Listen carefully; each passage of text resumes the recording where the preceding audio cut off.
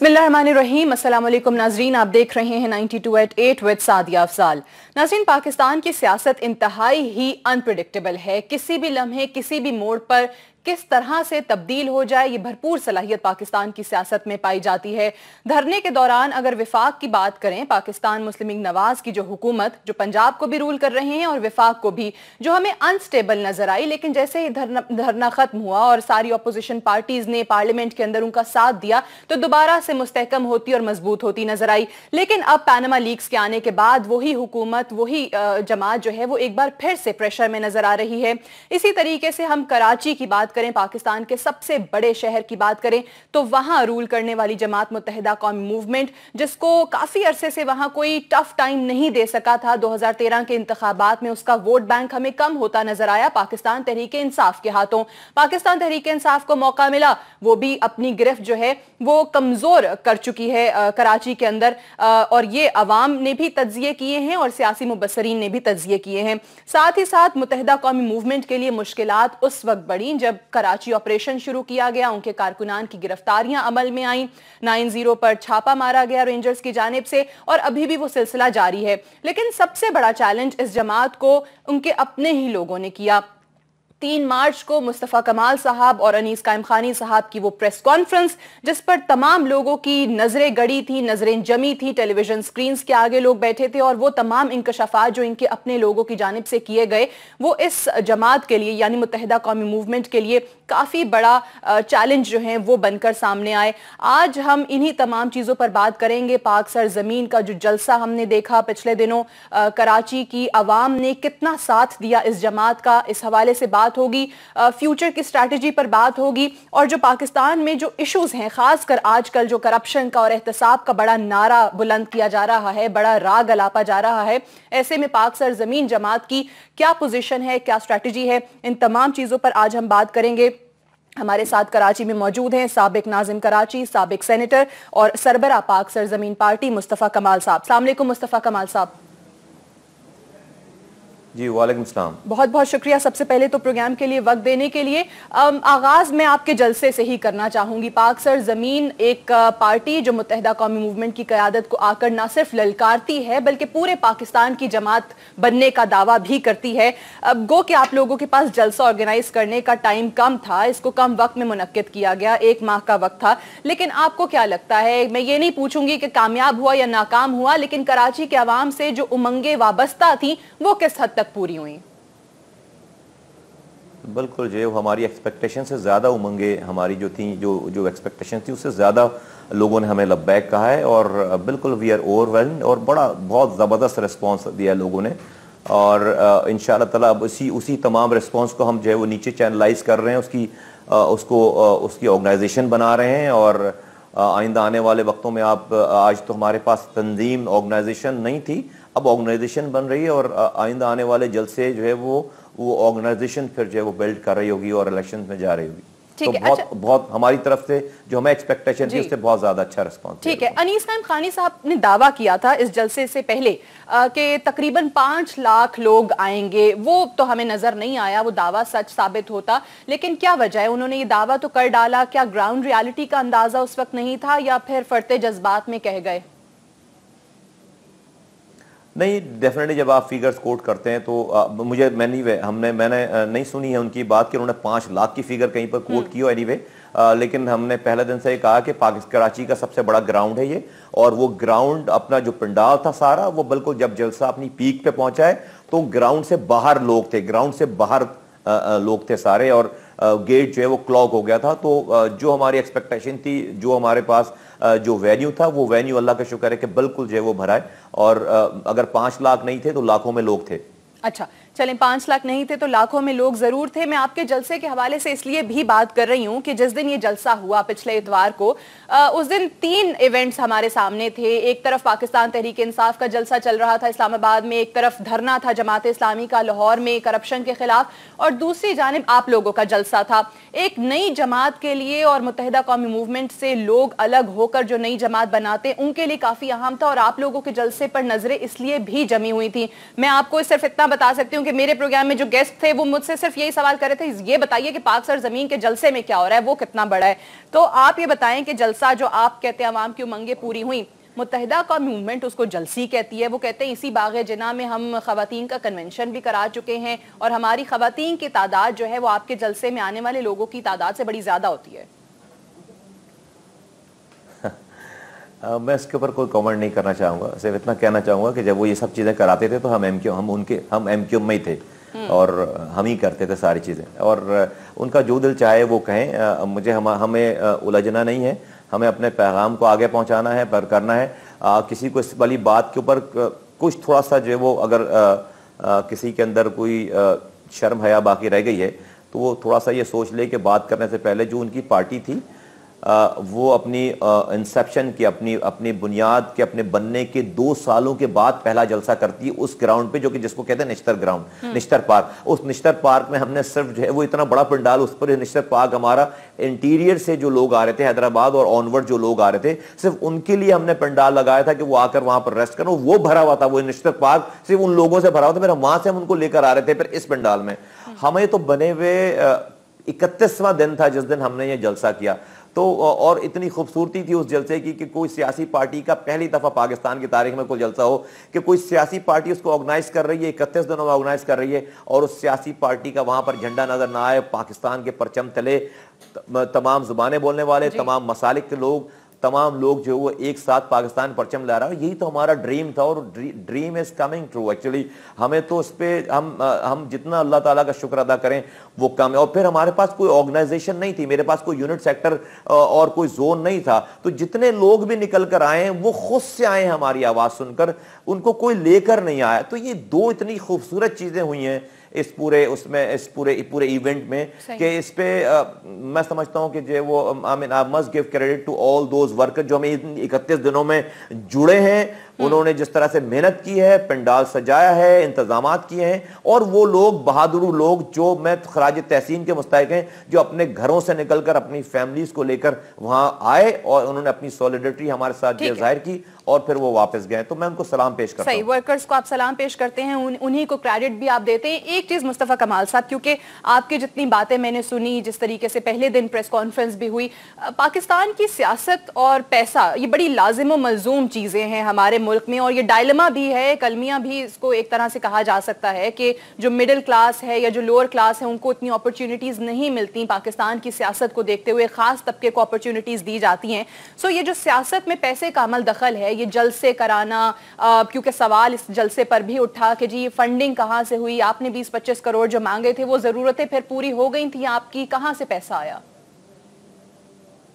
नहीं, 25 करोड़ का तो मैंने नाम नहीं लिया था, मैंने कहा था कि 10 से 15 करोड़ के अखराजात हैं जो हमने जो हमने कंसीव कर रखे हैं, लेकिन डेफिनेटली वो 10 से 15 करोड़ हमारे पास नहीं हुए।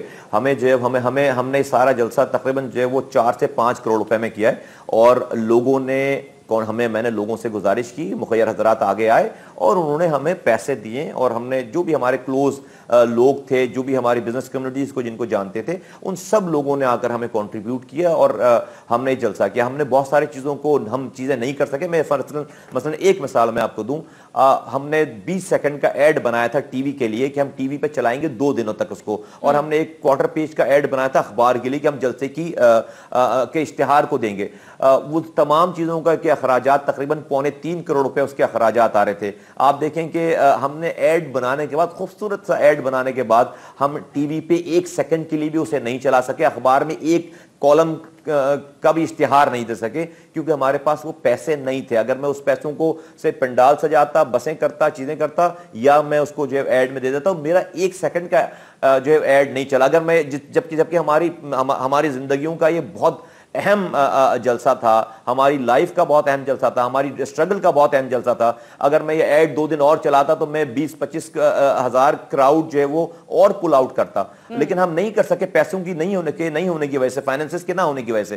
तो ये सारा सिलसिला है। जिसको शौक है आ जाए मेरे पास, मैं उसको सारे तो आपको मुखैयर हजरात ने आपने कहा कि 4 से 5 करोड़ में ये जलसा जो है आपने ऑर्गेनाइज कराया, उन लोगों ने पैसे दिए। एक जो बात आपने कर दी है वो बड़ी अहम और बड़ी दिलचस्प बात है और मेरे दिल के करीब बात है, ये जो सियासत और पैसे की बात की। एक ब्रेक में ले लूं और ब्रेक से वापस आएंगे तो मुस्तफा कमाल साहब से बात करेंगे कि मुखैयर हजरात ने एक जलसे को तो फंड कर दिया, लेकिन जिन पॉलिटिकल पार्टीज का जिस तरीके से कह रहे हैं कि 20 सेकंड का टेलीविजन पर एड नहीं चला सके, अखबारात में नहीं दे सके, तो जिन जमातों को चैलेंज करेगी ये पार्टी या जिन जमातों के साथ आने वाले दिनों में मुकाबला करेगी ये जमात, उनके एड्स आपको टेलीविजन पर भी नजर आ रहे होते हैं, उनके एड्स आपको अखबारात में भी नजर आ रहे होते हैं और वो इस बात की दलील है कि पाकिस्तान की सियासत से ये जो पैसा है ये इतनी आसानी से जाने वाला नहीं है। तो ऐसे में पाक सरजमीन किस तरीके से सरवाइव करेगी, इस पर बात होगी एक वक्फे के बाद।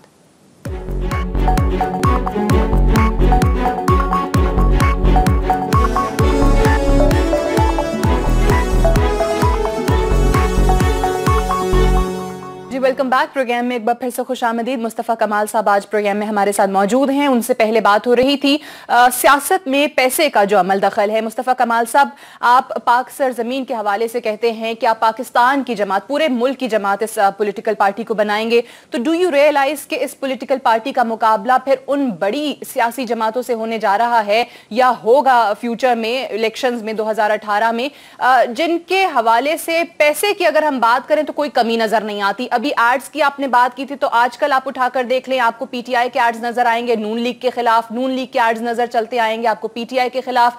तो ऐसे में ये जो पैसे का किरदार है इस पूरे पॉलिटिक्स में, सियासत में, ये किस तरीके से आप सरवाइव कर पाएंगे?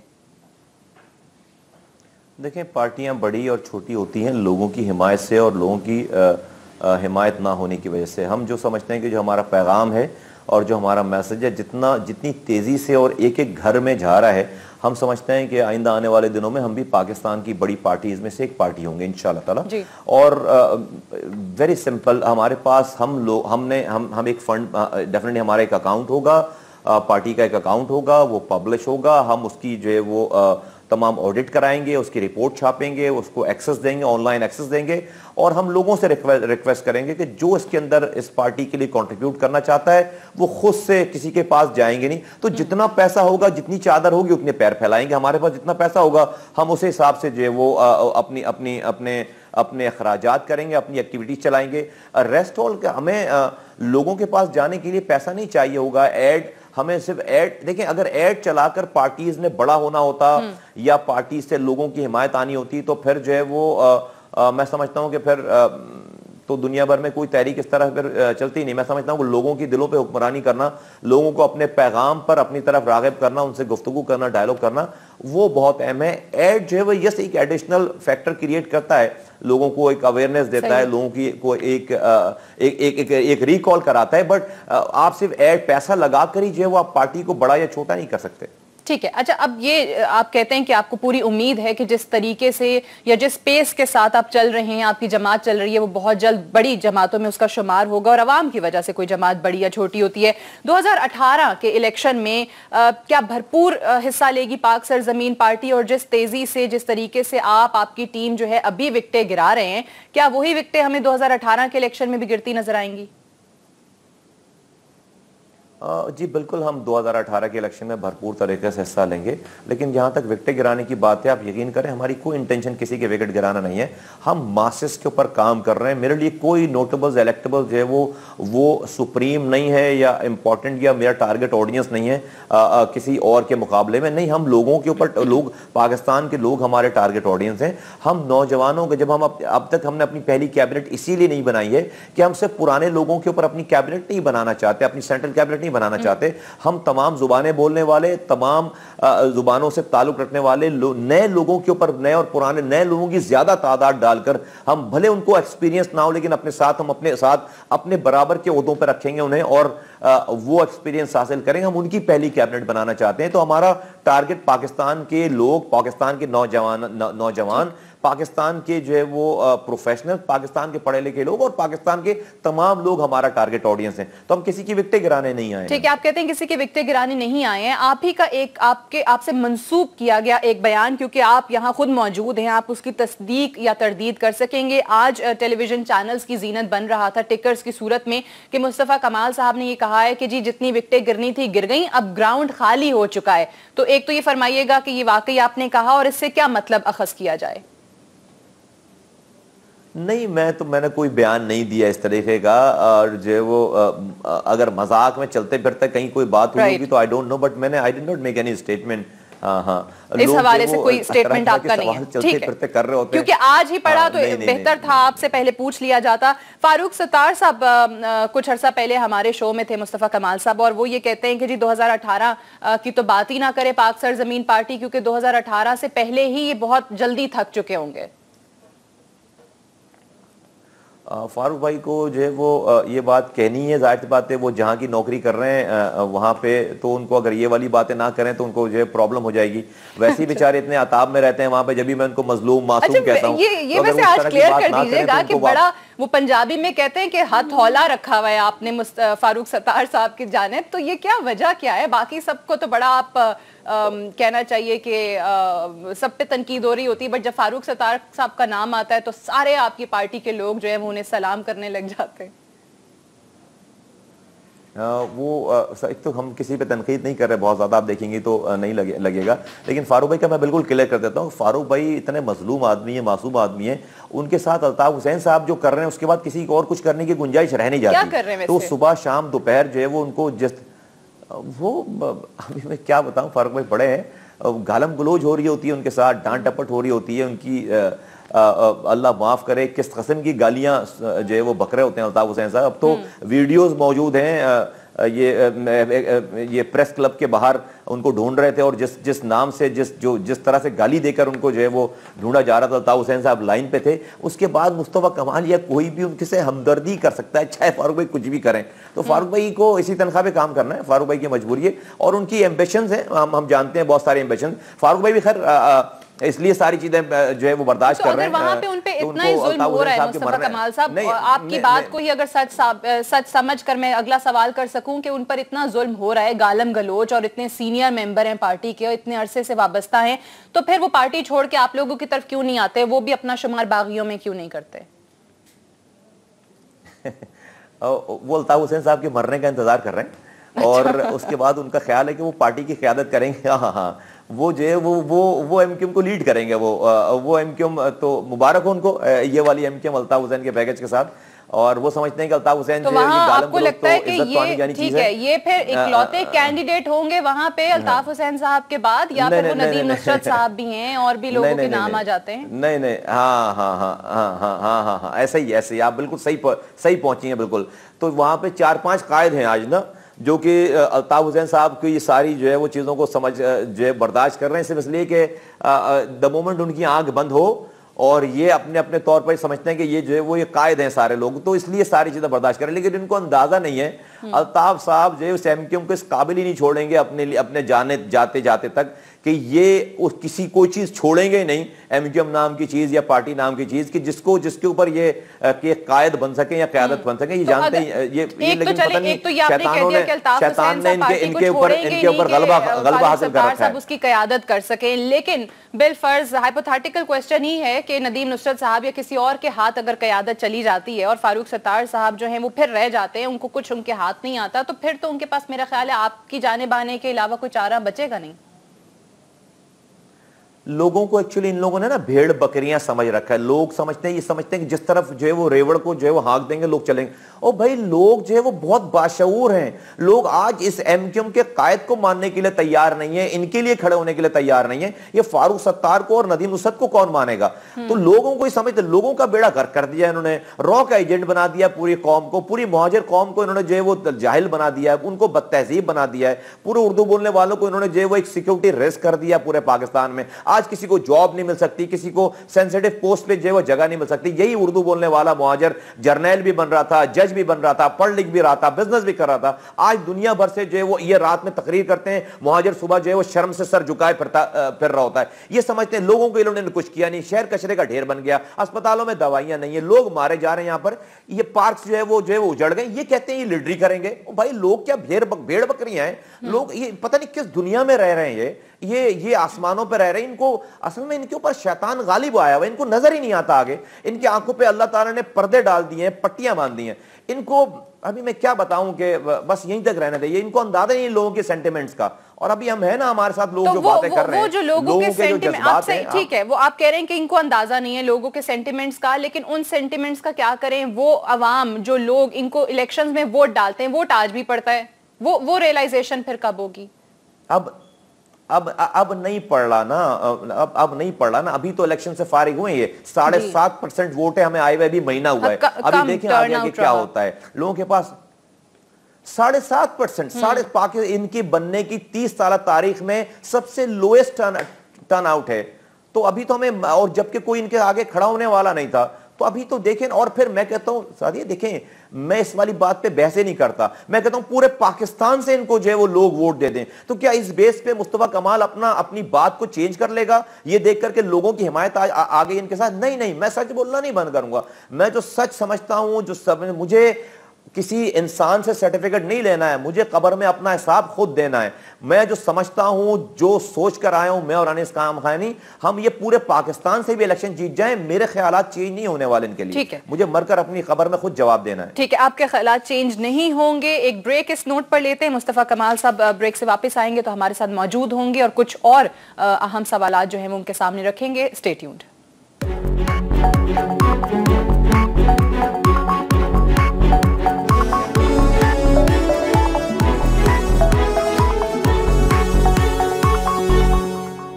जी वेलकम बैक। प्रोग्राम में एक बार फिर से खुशामदीद। हम पाक सरजमीन के सरबरा मुस्तफ़ा कमाल साहब से प्रोग्राम में बात कर रहे हैं। मुस्तफ़ा कमाल साहब, पाक सरजमीन पार्टी के हवाले से फ्यूचर में क्या आप प्लान कर रहे हैं? क्योंकि आज लाहौर में भी ऑफिस खोलने की बात हुई, बल्कि रजा हारून साहब और इफ्तिखार रंधावा साहब जो हैं वो वहां पहुंचे भी हैं। तो पंजाब की हद तक किस तरीके से देख रहे हैं? क्योंकि ये कहा जाता है कि पंजाब एक ऐसा सूबा है जहां की पॉलिटिक्स जो है वो बाकी सूबों से बड़ी मुख्तलिफ होती है और बड़ी मायनी खेज भी होती है। तो पंजाब में किस तरीके से खुद को मुस्तहकम करने की कोशिशें आपकी होंगी?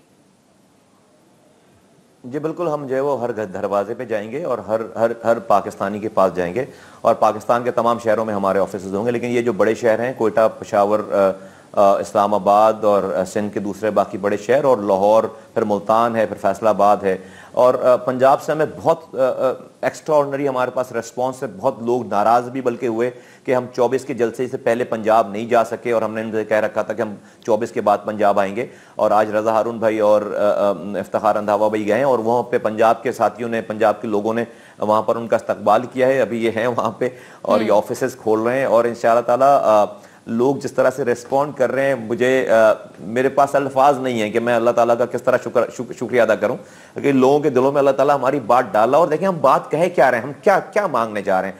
हम दो बातें कर रहे हैं। एक तो मैं पाकिस्तान के हर घर में जाकर ये कहूंगा, हर घर से ये कहना चाहता हूं, हर फर्द से, कि देखो मुझे मौका दो, मेरी बात सुनो एक दफा, और मैं तुम्हें मौका देता हूं, तुम भी अपनी बात सुनाओ। मेरा अगर नजरिया आपको अगर अच्छा लगता है तो मेरी बात मानो, अगर नहीं अच्छा लगता तो हम एक बात जरूर तय करके उठेंगे कि हम अपनी दुश्मनी खत्म करके उठें। हम मसलक के बुनियादों पर, हम जुबान के बुनियादों पर, हम कौमियतों के बुनियादों पर, और हम पार्टीज की भी बुनियादों पर आपस में जान लेने और जान देने की बात ना करें। मैं जहां एक साथ हम बैठे हैं, गम में और खुशी में शारीक हों एक दूसरे के, एक साथ उठकर जाएं, डिफरेंट लोगों को वोट डालें, वापस आए और दोबारा गले मिलें। ये दुश्मनी खत्म करें हम लोगों से, नंबर 1। नंबर 2, ये हम ये कहने जा रहे हैं कि हम इस मैनिफेस्टो पे इख्तिदार इंतखाबात में जाएंगे कि हमें अगर पावर मिली, लोगों ने मैंडेट दिया, तो हम ये नहीं कहेंगे कि लोगों के मसले हम हल करेंगे। हम लोगों से ये कहने जा रहे हैं कि हमें अगर इख्तियारात मिले तो हम इख्तियारात को निचली सतह पर ट्रांसफर करेंगे, डेवोल्यूशन ऑफ पावर करेंगे। क्योंकि पानी के मसले वजीर आजम, वजीर आला हल नहीं कर सकता, सीवेज के मसले वजीर आजम, वजीर आला हल नहीं कर सकता, सड़कें वजीर आला, वजीर आजम का काम नहीं है, स्कूल चलाना वजीरों का, MNA MPS का काम नहीं है, हेल्थ फैसिलिटीज प्रोवाइड करना वजीर आला, वजीर वजीर आजम का काम नहीं है रिक्रिएशनल फैसिलिटीज, जॉब क्रिएशन और इसी तरह से कम्युनिटी पुलिसिंग। ये तमाम चीजें हमारा नस्बुल ऐन ये है कि हम ग्रास रूट लेवल पे, गली मोहल्लों में, गांव में, गोटों में ये इन इख्तियारात को वसाइल के साथ हमें डिवॉल्व करना है, नीचे मुकामी हुकूमतों को वही चीज जो अभी भी हम कराची में देख रहे हैं कि बल्दियाती इंतखाब हो गए लेकिन मेयर और डिप्टी मेयर का इंतखाब नहीं हुआ। सुप्रीम कोर्ट का चलें ऑर्डर हो गया, अब हो जाएगा, लेकिन वो मुत्तहिदा भी वहां पर यही बात करती नजर आ रही है कि जी इख्तियारात ही नहीं है तो क्या किया जाएगा। देखें, अगर आपने मुत्तहिदा की बात कर ली है तो मुझसे आप सुन लें कि मुत्तहिदा ये सब कुछ फ्रॉड है सारा, और मुत्तहिदा के सामने मुत्तहिदा हुकूमत में थी, इनके साथ हनीमून पीरियड गुजार रही थी 2008 से 2013 और उसके बाद 2013 से 2015 तक ये हुकूमतों में रहे। इनके सामने ये इख्तियारात गए हैं। उस वक्त ये इनके मुंह में लॉलीपॉप था, ये खामोश बैठे हुए थे, क्या लेके बैठे हुए थे मुंह में ये, तो ये क्यों नहीं बोले? नंबर 1। नंबर 2 ये कि इनके आमाल ऐसे हैं, ये अपने जुर्म की इनकी इतनी लंबी दास्तान है अल्ताफ हुसैन साहब की और उनके हवारियों की कि वो किसी का मुकदमा इख्तियारात का, हुकूक का लड़ कैसे सकते हैं। जब जब ये बात करेंगे हुकूमत वक्त इनको इनकी चार्जशीट दिखाएगी और ये बैठ जाएंगे दुबक्कर, ये किसी के एडवोकेट नहीं बन सकते। इसलिए कि जो अल्ताफ हुसैन साहब ने, मैं आपको मिसाल दूं, अल्ताफ हुसैन साहब ने पूरे 5 साल दौर में रहमान मलिक साहब से उनकी दोस्ती रही जब वो वफाकी वजीर दाखिला थे। रहमान मलिक साहब से उन्होंने वो 5 सालों में अगर कोई जॉब हासिल की है, कोई मरात हासिल की है, तो वो अपने भाई और अपने बहनों के लिए कनाडा में पाकिस्तान की एम्बेसी में जो नादरा का ऑफिस है उसमें अल्ताफ हुसैन साहब ने 2 जॉब्स हासिल की हैं। अपने भाई के लिए, छोटे भाई के लिए और अपने बहनों के लिए। अब वो आदमी रहमान मलिक के, उनकी पार्टी के आगे कैसे जुबान खोल सकता है? उसने अपने कारकुनों की बात नहीं की, उसने अपने शोधा की फैमिलीज की बात नहीं की, उनको कराची का कोई आदमी नजर नहीं आया जिससे रहमान मलिक से कहकर 4 जॉबें ले लेते, जिसको एयरपोर्ट पे लगा लेते, FIA में लगा लेते। आई भी उनके अंडर में थी रहमान मलिक साहब के साथ। इतनी दोस्ती थी अल्ताफ हुसैन साहब की, अगर मांगा तो अपने भाई और अपने बहनोई की नौकरी मांगी। वो शख्स जो है वो किसी का, लोगों को बेवकूफ तो बना सकते हैं वो, लेकिन लोगों का मुकदमा, आवाम का मुकदमा कैसे लड़ सकते हैं? उसके लिए क्रेडिबल लीडरशिप चाहिए। हम 2001 के भी लोकल गवर्नमेंट की बात नहीं कर रहे, हम आज का तो बिल्कुल फ्रॉड है। हम वो बात कर रहे हैं कि इख्तिदार, देखिए जमहूरियत मुझे पाकिस्तान के दरवाजों के, घरों के दरवाजों के बाहर चाहिए, मुझे जमहूरियत पाकिस्तान की गलियों में चाहिए, मुझे एडमिनिस्ट्रेशन पाकिस्तान की गलियों में चाहिए। आपको मैं एक मिसाल दूं साथ, देखिए सिंध में 42,000 स्कूल हैं, 42,000 सरकारी स्कूलों का निगरान जो है वो एजुकेशन मिनिस्टर है, उसके नीचे सब ब्यूरोक्रेसी और उसके ऊपर वजीर आला है। 2 अफराद जो कि लोगों का अकाउंटेबल है, वो 42,000 स्कूल कैसे चलाएंगे? कैसे उसका जो है वो इसके हालात चेंज करेंगे?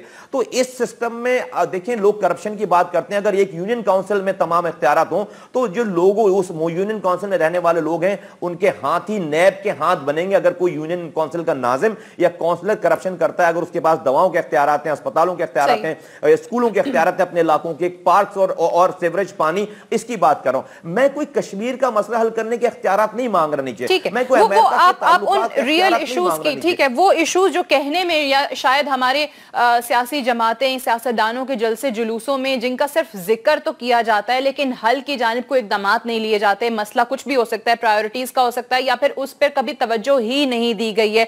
आप जो बात कर रहे हैं, आपकी पार्टी का जो मंशूर है या वो चीजें जो आप साथ लेकर जा रहे हैं अवाम के पास, और अब आप कहते हैं कि पूरे मुल्क में अपना पैगाम जो है वो फैलाएंगे। एक स्टेटमेंट है फारूक सत्तार साहब का, मैं बल्कि सवाल नहीं कर रही, मैं तो कहूंगी कि मुझे समझा दीजिए कि स्टेटमेंट का मतलब क्या है, अगर आपको समझ आया। वो कहते हैं कि जी आपकी पार्टी जो है वो आ तो गई लेकिन एक ये बच्चा पार्टी है जिसके कान में जो अजान है ना वो हम ही देंगे। इसका क्या मतलब हुआ? मैं इससे पहले मुझे 1 मिनट देती हैं आप, मैं एक से गुफ्तगू करूं इस जो पहले वाले कॉन्टेस्ट से जुड़ी बात है। फर्ज करें मैं आज थर में आप देखती हैं और पाकिस्तान के लोग देखते हैं कि बच्चे सिर्फ पीने का पानी उनको नहीं मिल रहा है, वो माएं बच्चों को पीने का पानी साफ नहीं पिला सकती, उनके हाथों में बच्चे उनके मर रहे हैं। हर साल जो है वो हजारों लोग जो है वो लुक़्मा अजल बन रहे हैं, उनको न्यूट्रिशन नहीं है, उनको ग़िज़ा नहीं है। मैं उस मां को जाकर ये नारा लगा सकता हूं कि मैं कश्मीर का मसला हल कराने के लिए आया हूं, मैं सऊदी अरब फौज भेजने के लिए आया हूं, मैं अमेरिका से ताल्लुकात ठीक कराने के आया हूं। जो मां अपने बच्चे को पानी साफ नहीं पिला सक रही, आप डायलेमा देखें इस मुल्क का, डाइकोटमी देखें कि एक तरफ जो है वो ये पोलियो के वैक्सीन की ड्रॉप पिलाने वाली जो कि हेल्थ वर्कर्स हैं, उनको देने के लिए तनख्वाहें नहीं है 6-6 महीने से, लेकिन हम $2 बिलियन का के मैस ट्रांजिट को बना सकते हैं। मतलब एक तरफ थर में बच्चों को पीने का साफ पानी नहीं है, लेकिन हम जो है वो अरबों हजारों अरब रुपए के जो प्रोजेक्ट बना सकते हैं। ये फ्रॉड है, सारा कुछ ये फ्रॉड है। मैं कहता हूं कि मुझे बड़ा लीडर नहीं बनना, मुझे अमेरिका, रूस, चाइना की बातें नहीं करनी भाई, मुझे पानी की बात करनी, मुझे छोटा लीडर बनना है, मुझे लोगों के पानी के, सीवरेज के, सॉलिड वेस्ट मैनेजमेंट के, लोगों की जॉब के मसाइल को हल करना है, मुझे बड़ी बड़ी बातें बैठकर टीवी पे नहीं करनी। तो मैं तो यही मैसेज लेकर जाऊंगा। अब बात कर लेते हैं फारूक सत्तार साहब के उस बयान के ऊपर। फारूक सत्तार साहब को पूछिए कि उनको खुद भी समझ में आई ये वाली बात जो बात कर रहे हैं, और मेरे पास तो इसका इतना जबरदस्त जवाब है, मैं आपको एम्बेरस नहीं करना चाहता। आपका लाइव पोएम है कि मेरे जुबान से बात निकलेगी तो फिर आप जो है, चूंकि मेरा आपसे के साथ पहला ये पोएम है, कभी मैं आपको जो है रिकॉर्डिंग में इस वाली बात का जवाब दूंगा, और उसमें फिर आपके पास ये हाथ में होगा आपके कि आप इसको एडिट कर लें या सारी चीजें कर लें। फारूक सत्तार साहब की हिस्ट्री मैंने आपको बता दी। वो मासूम है, मजलूम है। वो आपको मैंने बता भी दिया इससे पहले वाले सवाल में कि भाई वो सुबह शाम दोपहर जो अल्ताफ हुसैन साहब के साथ वो कर रहे हैं, जो उनके साथ अल्ताफ हुसैन साहब कर रहे हैं, जिसकी ऑडियोज और वीडियोज भी अब लोगों को भी मौजूद है, उसके बाद फारूक भाई का डेफिनेटली दिमागी तवाज़ुन तो आप कहते हैं उनको खुद भी ये समझ नहीं आया होगा। ठीक है, लेकिन अब वो इतने मजलूम है, इतने मासूम है, तो उन्हें डरा कौन रहा है फोन करके, या उनके दीगर कारकुनों को जमात के, वो कहते हैं ख्वाजा इजहार भी जिक्र करते हैं कि पता नहीं किन नंबरों से लोग फोन कर देते हैं, पाक सरजमीन के लोग फोन करते हैं, और दीगर पता नहीं कहां किस किस का वो नाम लेते हैं। ये नहीं बताते कि ऑब्वियसली किस शख्स ने किया, लेकिन ये जरूर कहते हैं कि पाक सरजमीन ज्वाइन करने का कहते हैं, वफादारी तब्दील करने का कहते हैं। तो क्यों डरा रहे हैं आप मजलूम और मासूम लोगों को? अच्छा, मजे की बात है। मैं आपको चैलेंज करता हूँ, इन सब लोगों को बुलाएं, बोलो अपना फोन लेकर आओ। हेलो, आवाज आ रही है आपको? जी आ रही है। इन सब लोगों को बुलाएं और मुझे बुलाओ, इनको बोलो अपना फोन लेकर आओ। मैं इनको बोलता हूँ कि जो है वो अपने फोन दिखाओ कि कॉल जो है वो नहीं, वो फारूक सत्तार साहब ने कहा वो अननोन नंबर से आई थी, वो प्राइवेट नंबर था, ऊपर नंबर नहीं आया। वो अननोन वो नंबर, ये पहले कॉल करते हैं, इनकी मिस कॉलों के ऊपर वो जवाब दे रहे होते। सब लोग एजेंसी से सेटअप में हैं, ये सुबह शाम दोपहर उनको कॉलें करते हैं कि भाई हमारी बातों को सीरियस मत लेना, अल्ताफ हुसैन साहब का जो है वो हिसाब किताब ठीक नहीं है, वो जो बोलते हैं उससे हमें रिलेट नहीं करना। ये सब सेटिंग में, ये सब लोग ये वही सारी बातें कर रहे हैं जो जिनको कॉलें जा रही, जिन्होंने खुद मिस कॉलें की हुई हैं, उनकी कॉलें आती हैं। ये अपना फोन दे दें आपको जरा 1 मिनट के लिए, और आप देख लें कि इनकी आउटगोइंग कॉल कितनी है और इनकी रिसीविंग कॉल कितनी, नंबर 1। लेकिन मैं ये मसला हल कर देता हूं, चूंकि आपने सवाल किया। मैं इनको कहता हूं भाई साहब आप इतने अच्छे नहीं हैं, आप जो एक लिस्ट देके हम मुझे वो कोई आपके लिए यहां पर बैठे पड़े हुए हैं कि इंतजार करें ना करें, आप एक लिस्ट दे दें जिनको कॉलें आ रही, जिनको आप समझते हैं इनको बड़ा खतरा है। मैं ऐलान कर देता हूं आप समेत के जो है वो हम इनको लेंगे नहीं अपनी पार्टी में, तो फिर तो कोई कॉल नहीं कर सकेगा ना। मैं पब्लिकली ऐलान कर देता हूं, अब क्या मसला है फिर? मसला खत्म है फिर। ठीक है, चलें, आप कहते हैं लिस्ट दे दें और फिर आप कह देंगे इनको कोई कॉल नहीं जाएगी। एक ब्रेक ले लेते हैं, ब्रेक से वापस आते हैं। मुस्तफा कमाल साहब हमारे साथ मौजूद हैं। नहीं, कॉल नहीं, कॉल नहीं, मैं कह रहा हूं कि भाई हम इनको लेंगे नहीं, कॉल हम करवा रहे हैं। exactly, वो कहते हैं आप लिस्ट दे, आप ये कह रहे हैं कि उन लोगों की लिस्ट दे दें जिनको कॉल्स आ रही हैं, और आप जो है वो लिस्ट आप जहन में रखेंगे, अपनी पार्टी अपनी टीम के साथ शेयर करेंगे, और उन लोगों को आप अपनी पार्टी में नहीं लेंगे। एक ब्रेक लेते हैं यहाँ पर, और ब्रेक से वापस आएंगे तो जरा पैनामा लीक्स का मामला भी मुस्तफा कमाल साहब के सामने रखेंगे कि करप्शन और एहतसाब जिसके चर्चे हैं, जिसको लेकर मुहिम चलाने की बात कर रही हैं पॉलिटिकल पार्टीज, ऐसे में पाक सरजमीन पार्टी कहां स्टैंड करती है, एक वक्फे के बाद।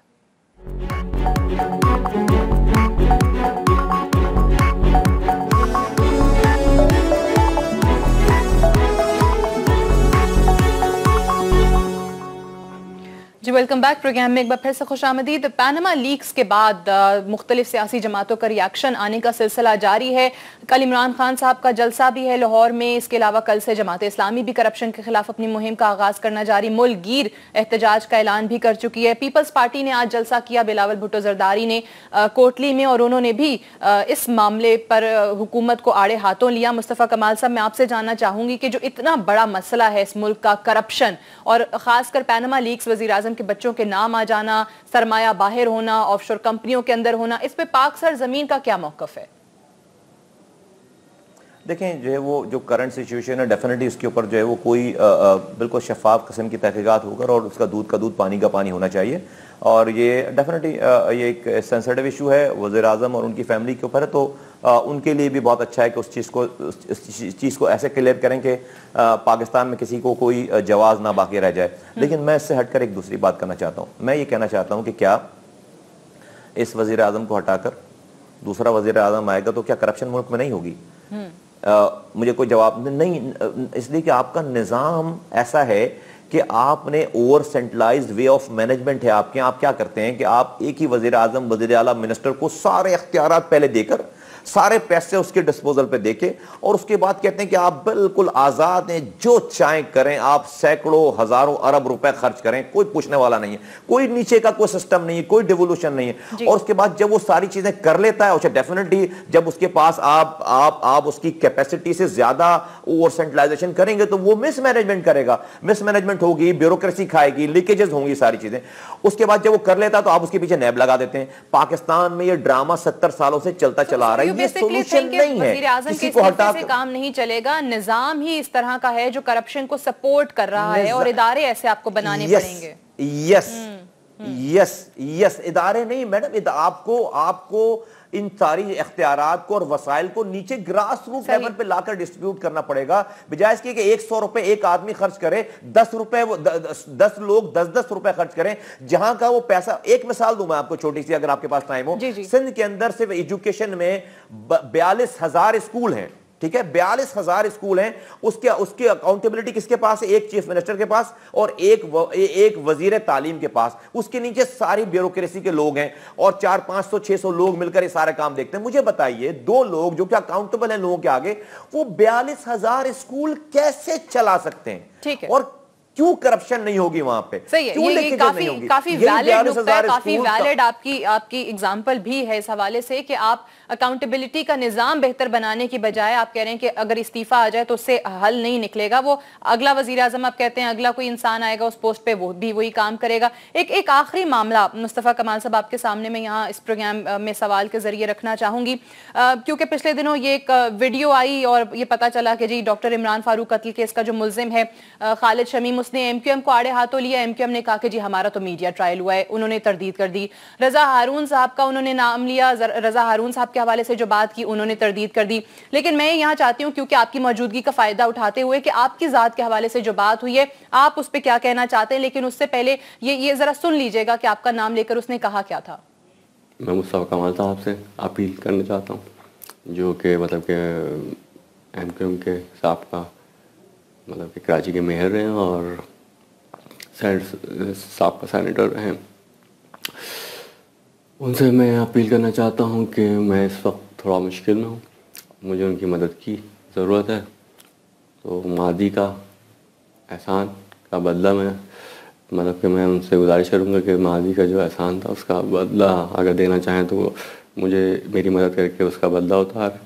मुझे इस्लामाबाद में रिहाइश की ज़रूरत है, जहाँ मैं हाउस अरेस्ट की एप्लीकेशन दे सकूं। आप इस वक्त मलिक रियाज साहब के साथ काम कर रहे हैं और मैं ख्याल आपके लिए कोई मसला नहीं है कि इस्लामाबाद में मेरे लिए रिहाइश इंतज़ाम करना। गुजारिश है मुस्तफा साहब से कि वो मतलब कि आवाम को और हक्काम को बताएं कि मतलब कि जब वो डॉक्टर इमरान फारूक की बॉडी लेने, मैयत लेने लंदन गए थे राब्ता कमेटी के हमरा, तो अल्ताफ़ ने आपको क्या कहा था? क्योंकि मैं स्कॉटलैंड को और पाकिस्तानी हकाम को बता चुका हूँ कि आप मतलब कि आपको ओपन थ्रेड दी गई थी। जी, खालिद शमीम ने जो कहा मुस्तफ़ा कमाल साहब से बेहतर कोई शख्सियत नहीं है जो इस हवाले से क्लैरिफिकेशन दे सके। मुस्तफ़ा कमाल साहब, दो चीज़ें, एक तो वो रिहाइश और कह रहे हैं इस्लामाबाद में चाहिए, आप मदद कर दें, माजी का कौन सा एहसान था जिसका बदला उतारने की बात कर रहे हैं, वो कहते हैं आपके लिए तो मसला है नहीं, आप मलिक रियाज साहब के साथ काम कर रहे हैं। दूसरा, उन्होंने कहा कि वो जब आप डॉक्टर इमरान फारूक की बॉडी लेने के लिए गए थे तो अल्ताफ हुसैन ने जो आपको कहा था वो जरा आवाम को बता दें। मैं इससे पहले ये जिस दिन आई थी वीडियो, उसके बाद मैं अपना ये स्टेटमेंट दे चुका हूँ। एक्चुअली ये बात सिंगल किसी एक दो लफ्ज़ पे नहीं होगी सारी, इसका एक पूरा एक बैकग्राउंड अगर मैं बात करूंगा तो उसकी पूरी एक जो है वो चीज़ है। तो मैंने जो है वो, चूंकि ये एक वैसी बहुत ही सेंसिटिव केस है, तो मैंने अपना स्टेटमेंट यही रखा है कि जब वक्त आएगा तो मैं सच बोलूंगा, और फिर बहुत सारा सच है ना इसके हवाले से। तो अभी एट दिस मोमेंट जो है वो मैं इस पे कमेंट करने से कासर हूँ, और मेरा इसके ऊपर जो है इस वक्त को कोई कमेंट नहीं। अभी देखें आगे क्या होता है। जानते तो है ना खालिद शमीम केस को, चल रहा है, सारी चीजें हो रही हैं। वेल, इस वाली बात का भी जो है वो हाँ या नहीं जो है वो मैं जब टाइम आएगा मैं बताऊंगा, सारी चीजों पे पूरी गुफ्तगू करूंगा इंशाल्लाह ताला। ठीक है, चलें इसका तो जवाब दे दें क्योंकि इसमें आगे चल के वो क्लिप में मौजूद नहीं था, लेकिन जो हमने सुना कि अल्ताफ हुसैन साहब आपको खतरा समझते थे, तो बाकी पार्टी लीडर्स के हवाले से तो नहीं, आपको कभी महसूस हुआ कि अल्ताफ हुसैन साहब के लिए आप खतरा हैं, या वो एटलीस्ट इतना समझ रहे हैं? ये पूरा एक सब्जेक्ट है, आपको 2-4 प्रोग्राम करने पड़ेंगे इसके लिए। मुझे एक लाइन में जवाब क्यों लेती हैं इसका? अच्छा, इसका मतलब है कि आपको कई बार ये महसूस हुआ? नहीं, मैं ये नहीं कह रहा हूँ, बिल्कुल इसका मतलब राइट। चलें, बहुत बहुत शुक्रिया मुस्तफ़ा कमाल साहब, आज प्रोग्राम में हमारे साथ मौजूद रहे। पाक सरजमीन क्या करने जा रही है, उनका मंशूर क्या है और आने वाले दिनों में क्या लाहे अमल है, इस हवाले से उनसे बात हुई। आज के लिए इतना ही। I'll see you tomorrow इंशाल्लाह। इजाजत दीजिए, खुदा हाफिज।